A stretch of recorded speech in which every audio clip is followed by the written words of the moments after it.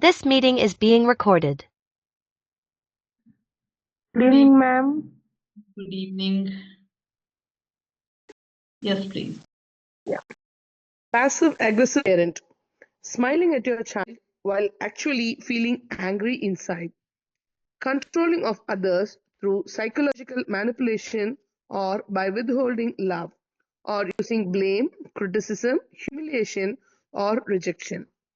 This can often be subtle and can even appear on the surface of the opposite. Always giving mixed messages to children. What is said is not what is meant. Working out of hidden agendas of which the other is not informed. Inconsistent discipline so that the children cannot anticipate parental response to the actions of child. Often children are treated differently depending on the intent of the parent who is manipulating the outcome. Practicing emotional blackmail to control partner and children. Very good at making excuses or walking out of the room when things do not give his or her way. The first meeting, this type of person can appear to be socially savvy, intelligent, easy to get along with, fun, empathetic, and so forth. But after a while, the true nature begins to emerge in subtle ways. Shall we continue, ma'am, or Yeah. Finish that paragraph. Next paragraph. shall I continue reading, ma'am? Yes, please. Yeah. This is one of the most manipulative types of personality. This parent can be creative and intelligent, but still a controller. The home life can be described as walking through a minefield. One never knows where the explosives are hidden or when one might do something to set them off. Just when one might think everything is copacetic, the rug is pulled out from underneath. Children do not do sorry, children do not do well with hidden agendas and mixed messages, which are actually forms of lying. Untruth is presented in the guise of truth. What appears on the surface is not what is happening really. It is a no-win situation and undermines the child's self-esteem. Sometimes this type of parent is unaware of the chaos he or she is creating. However, subconsciously, powerful forces are afoot. Thank you. So we are looking at passive aggressive parent. We looked at passive permissive. Somewhere the passiveness is associated with phlegmatic, and permissive is also part of phlegmatic element. Then we looked at aggressive, which was more of a choleric element. Now, passive aggressive. So you appear passive. Passive also is letting somebody do things. That's why the last paragraph or the last bullet point where he talks about we appear. At first, the person appeared to be very socially savvy, letting go, absorbing, accepting, easy to get along, fun, and all that kind of stuff. But then there is an aggressive element hidden within. It doesn't come directly. With aggressive parent, it comes out very directly. But here it is kind of covered. So smiling at children while actually being angry inside, using manipulation, blackmailing, humiliation, rejection, indirect ways to put somebody down and to get our way is where is this passive aggressiveness pitching itself. Always giving mixed messages to children. Now children really don't know what to do.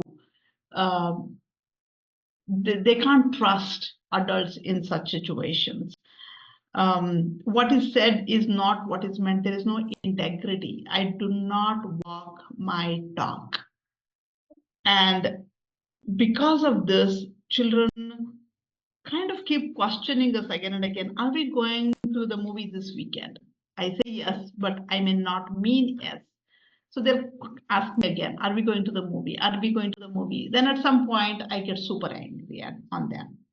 And then because they've asked like 5 times, I'm canceling going to the movie.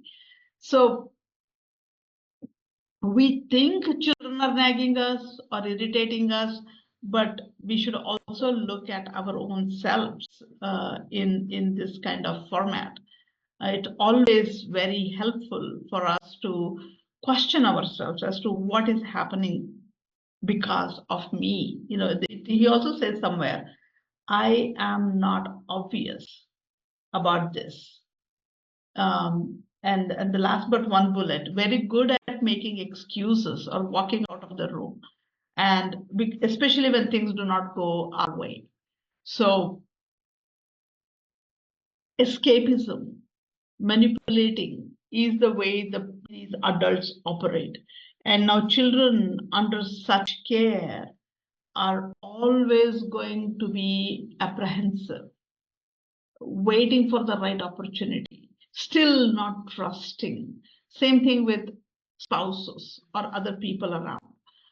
Same thing will go with our colleagues. So that passive aggressiveness is the person who is passive aggressive seems to have things in control, but in reality, we are unsettling the environment. It's like pulling out the rug from under your foot. You know, we don't know when we'll fall.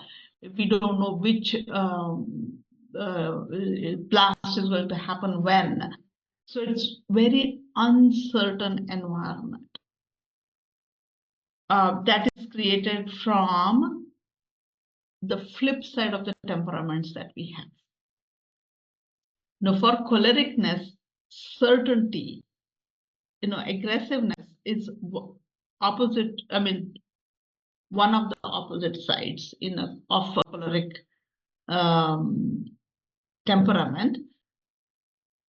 Now, passive aggressive is hidden choleric, unable to express with clarity, kind of covering that maybe with conditionings that we have had in a passive way. So it's still not a healthy environment. Yeah. So we'll move ahead. If you have any questions, if something is not clear, please do post it in the chat box. All right, Prabha. Yes, ma'am. Authoritarian parent has to be right and be perfect and has similar expectations of others. Is very organized, systematic, and restrictive. Can create routines, but is in danger of becoming rigid, making everyone strictly adhere to the rules. Is good at being in charge, but does not always work well with others. Perfection in relation to human behavior is a tricky thing. We may strive for perfection, but achieving it would mean that the goal has been reached and there is no room for error or continued development. The word perfect is defined as complete in all parts, qualities, etc., without defect, thoroughly versed, trained, skilled, etc., of the best and most complete, to finish or complete to the highest degree. Imagine the intense pressure a child or adult is under with expectations of perfection. Such standards are not reasonable or attainable and only create high stress and self-criticism. When perfection is expected of children, we are setting them up for failure and ourselves for disappointment.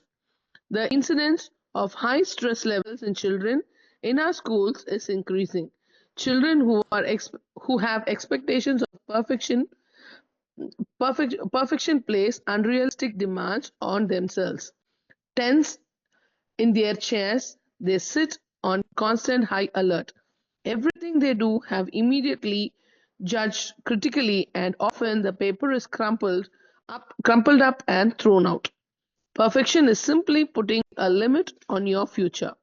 When you have an idea of perfect in your mind, you open the door to constantly comparing what you have now with what you want. John D. Eliot. Thank you. Yeah, sorry. authoritarian parent. The perfection, as we read earlier, is associated with melancholic quality, earth element. The qualities of earth is very nurturing.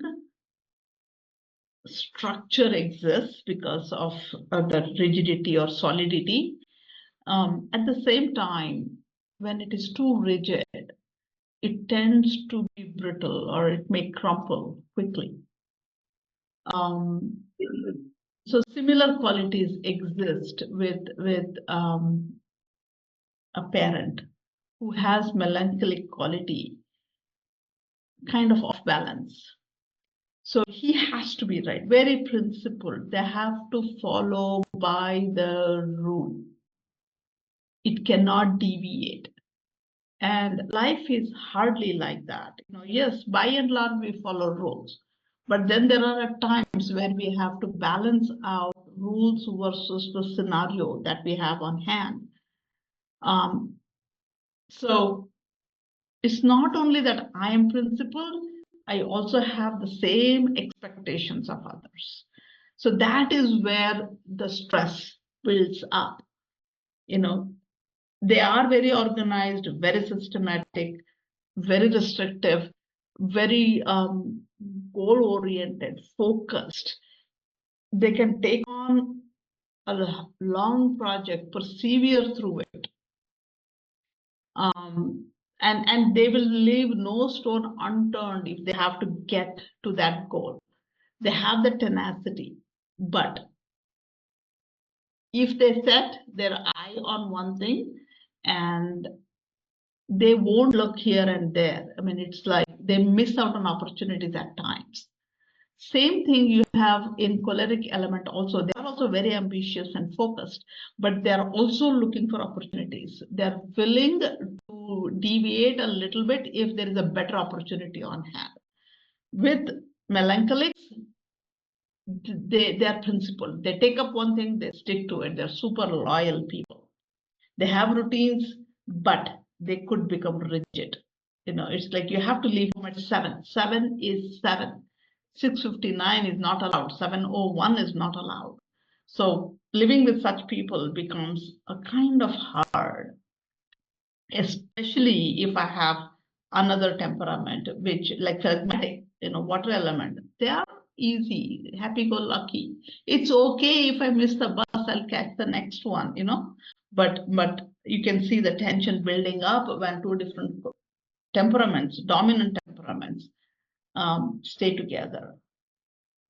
So the paragraph on page 27, the last bit of first paragraph, the word perfect is perfect in everything, the clothes they wear, the place they keep, the way they carry their books and bags. They may not have very many possessions, but they have perfect ones. They will not compromise. Say, for example, if they go on shopping and if there's something on sale, 90% off, it's a really good deal. They would not take it if they do not want it. But if it is a sanguine, they'll just grab everything because they will create the need for that. So you can see the way they behave. But the second paragraph, imagine the intense pressure on the child or the adult when they live with this perfections, expectations of perfection. So you got to score this much, you got to be like this, then it's difficult. Even if there is another melancholic, there's one melancholic expecting certain perfection, even if there's another melancholic, it's difficult because they may have set their mind on something else. Now you can see how the tension builds up in the family. So like how John Eliot says, perfection is simply putting a limit on your future. Because I'm so focused on one thing, because I want to make everything perfect. My son is melancholic and he would write this page full of an answer or doing his journal entry, whatever. And the last but one line, he made a mistake. he cannot scratch through it. It was so difficult for him to scratch through it. He would rip the sheet out, crumple it, and throw it, and start writing all over again. Because they are so perfect, they appear to be slow. They may not be slow, but because they have to rewrite and redo and look at every possible scenario, make sure it is 150% accurate from 360 degrees, makes it a slow process for them. Yeah. You can continue, Prabha. Intellectual critical parent talks and explains everything to the child from an early age. Nothing is ever right or perfect. Tries to build self-esteem through thoughts and words instead of deeds. Trains children early to be self-critical and critical of others. Children of this type of parent often show a tendency either to withdraw from the parent or to become a clone of the parent. They are often very pale, unhappy, and sad.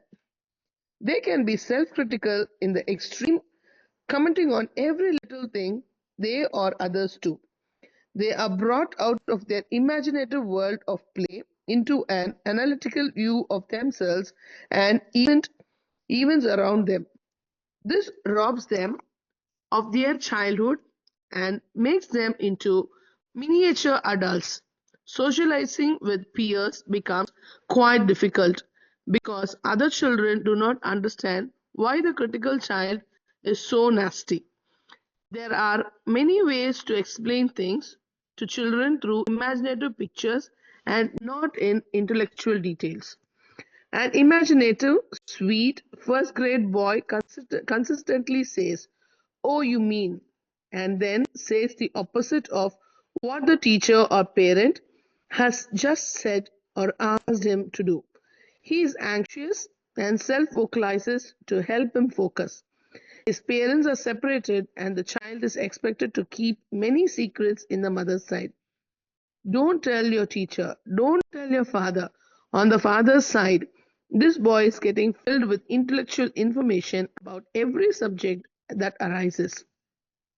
One day, this boy entered the classroom in the morning with his mother.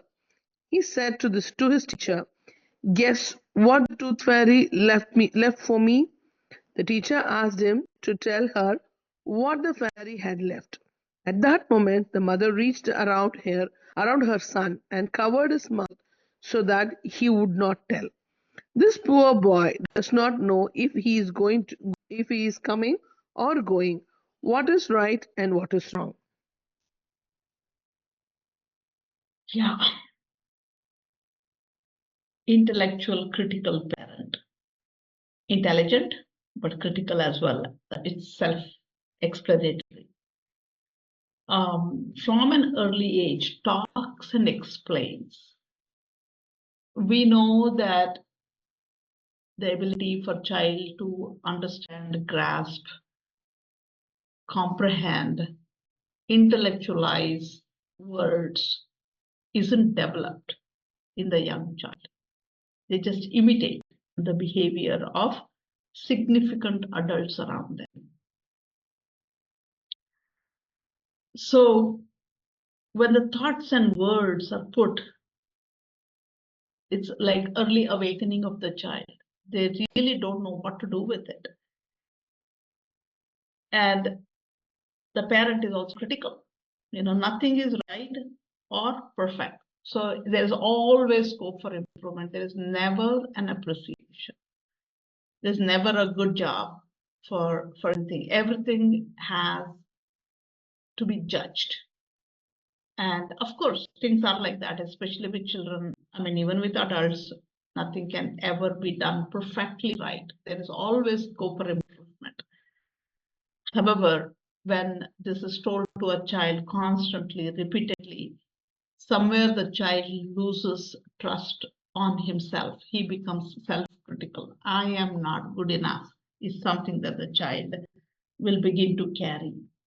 So they either withdraw or become a clone of the parent. They become like their parent because they're imitating, or and depending on the temperament again of the child, they would like withdraw.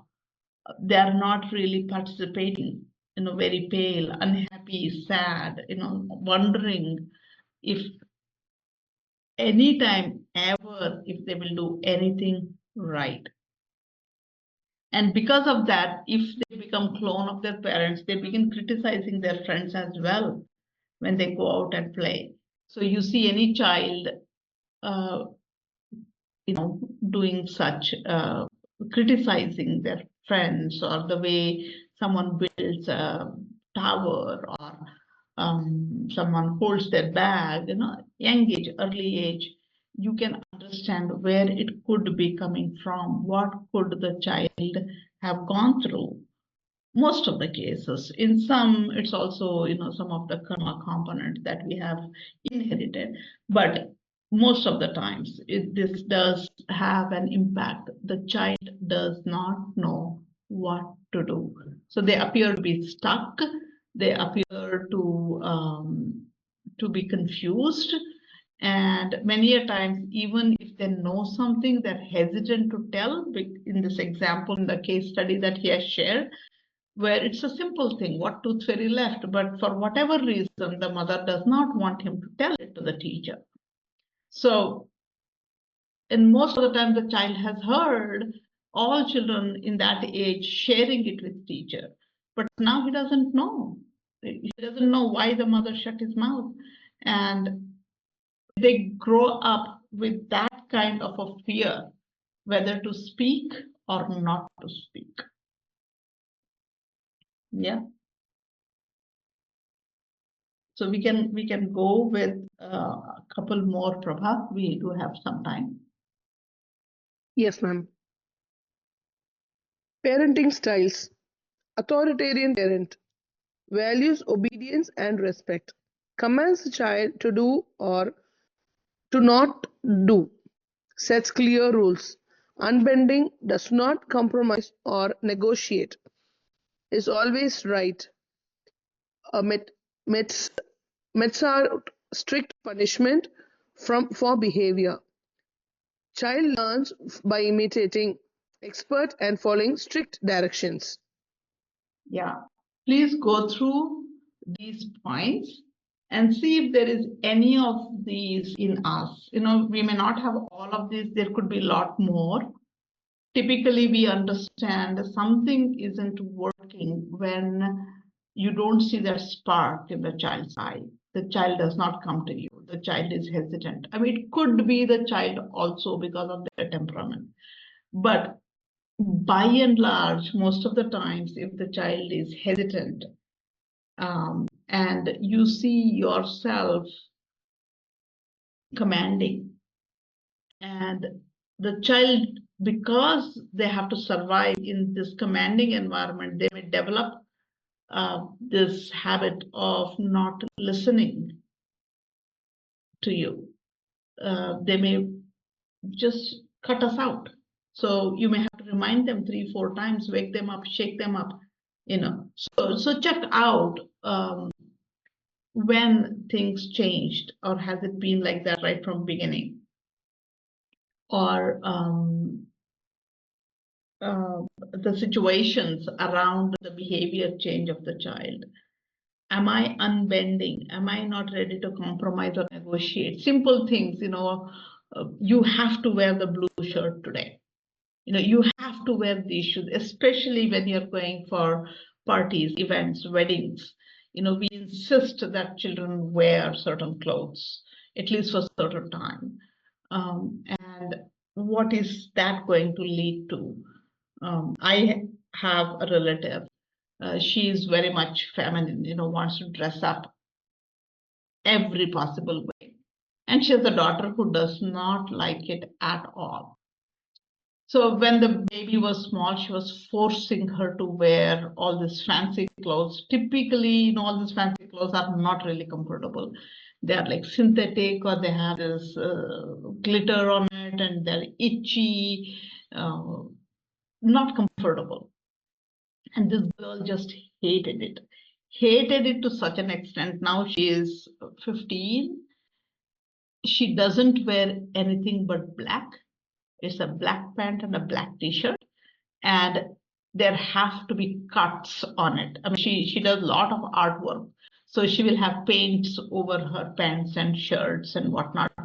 So it's just that. So any party, now she's grown up, so she's like totally opposite. She'll wear the same black pant and shirt. Okay, I'll come to the party with you if you let me come in this attire.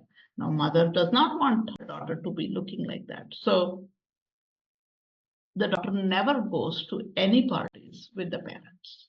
So there is this separation that happens because I was unbending. I wasn't willing to compromise. I did not observe what my child likes or does not like. Okay. And there could be strict punishment for any misbehavior. Of course, in this particular case, there was no punishment, but then they just left her alone at home. Because mother always thought she is right. It has to be like this. Females must dress up like that. We must look like this when we are with our friends or relatives. All those very strong conditioning in the adult's head, eventually leads to some kind of a disruption in the parent-child relationship. Child learns by imitating expert and following the strict direction. That can happen. The same family has an older daughter. Older daughter doesn't like it either, but she obliges for the sake of party. She obliges, though she's uncomfortable. She obliges, she wears whatever the mother wants her, whatever, But when she is by herself, she's a disaster. She does not take bath for days. She doesn't clean herself. All that anger that she has, like it's built up within her, is something she defies totally when she's by herself. So eventually, though the first child was obliging and following the directions, it didn't work out when the child grew up. And when the daughter was forced to wear, even against her wishes, it did not work out. Right now, 2 daughters in 2 separate cities, parents in one other city. I mean, this is a case in US. So they are off in their college, never want to be with parents. So we do not want to get into those kinds of situations. So if any of us are authoritarian, even as a teacher, we develop that distance with children. So we need to be correcting ourselves because children are children. We cannot be correcting them.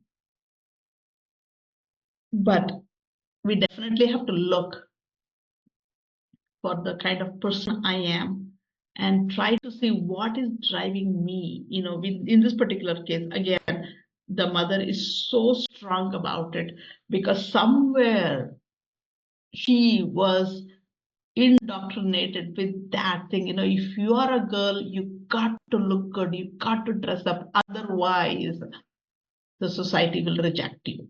That something was fed into her, and she believes it so strongly. Even to this day, she doesn't change. Even when the girls are separated, she's unable to recognize that.